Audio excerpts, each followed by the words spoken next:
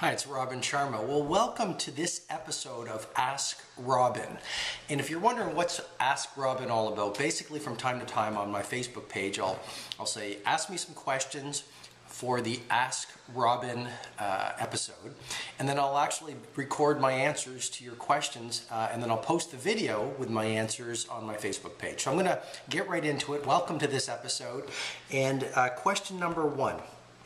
Prubbins Culling, I believe is the gentleman's name, and he posts this question. Sir, I'm still holding your book, Who Will Cry When You Die? How many days did it take you to complete the book? Well, that's a great question. It actually took me about, I would say, 2 months to write Who Will Cry When You Die.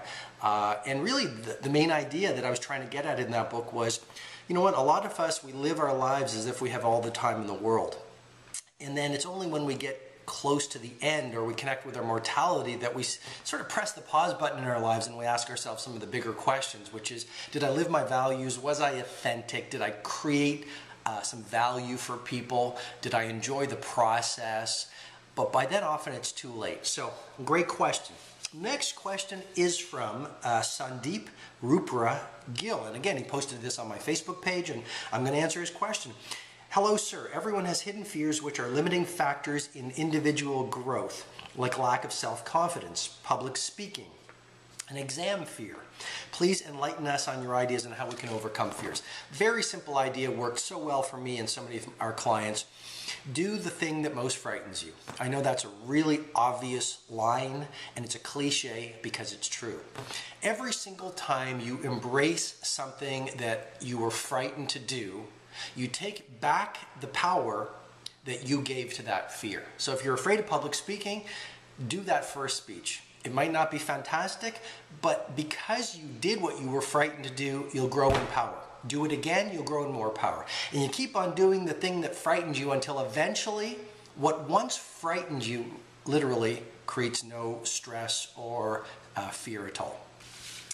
Let me go to the next question from, I hope I'm pronouncing the name correctly, Tazovic David Falk. Is there a condition, this is such a great question, is there a condition called too late for us to start something new again?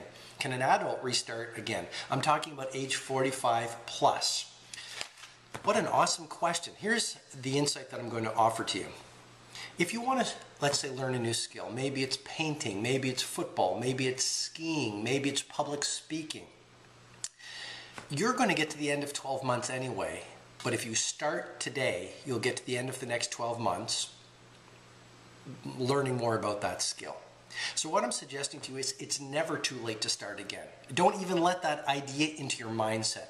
Every ending or every expert was once an amateur. Every professional was once a beginner. So no matter how old you are, start right now. Okay, a few more questions here. These are really good. I'm just selecting the ones from that were interesting to me. I mean, they were all interesting to me, but some of the ones I wanted to answer today. This is from Anna Stevanovic. You go through life, school, everything you do it great, but then out of nowhere, your visions start to disappear. Why? Another great question. I think my Facebook readers and followers are very intelligent, obviously. So why do our dreams die is really the question. Well, I think, you know, as I wrote in the first line of The Leader Who Had No Title, we're born into genius and then we get resigned into mediocrity. And I think when we're young, we are fully connected with our potential, we're fully connected with our dreams. And then what starts to happen is the world around us, through its messaging, through the news, through the doubters, sometimes through the haters, if we don't protect our mindset and our heart set, and stay connected with great clarity to our vision and our dreams and our goals and our values, all the influences and the negative ones from the world around us begin to cloud our vision and disconnect us from our dreams. And so our job, your job, my job is to stay connected in a world that wants to get you off course. Stay connected to your vision and where you want to be at the end of your life. And that's where the discipline comes in, and very few people do that. But that's what leadership is about versus followership. Vaibhav, excuse me if I'm mispronouncing that, Vaibhav Diorarai.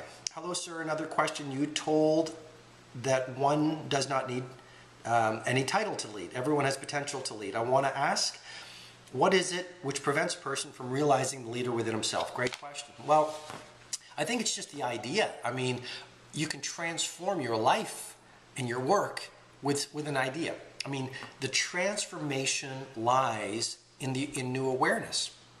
And so what I'm suggesting to you is most people are followers and they really don't lead without a title and show leadership not only in their work but in their personal lives because they have bought into a false belief about what leadership is. They say, I can't show leadership because I'm not a president, or I don't have a title, or because I'm not rich, or because I don't come from the right background.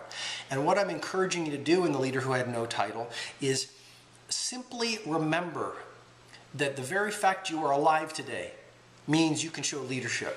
You might have given away that power, you might not believe you have that power, but in truth, you do have the power.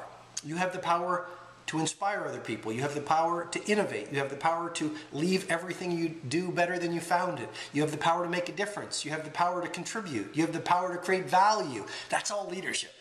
So most of us have forgotten about that, or we don't believe it, and we just say, oh, I just work in a company and I can't show leadership and make a difference. It's not true. Even if you sweep the streets, you can show leadership.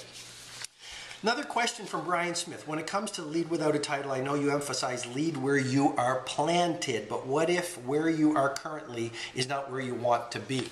Sometimes people at my seminars actually say that. They go, I love the lead without a title philosophy, but I'm in a company that I don't really think I can be appreciated for my excellence in leadership. What should I do? Well, you know, it's all your choice, but sometimes we can be of most service and most influence in places where the people around us aren't showing leadership.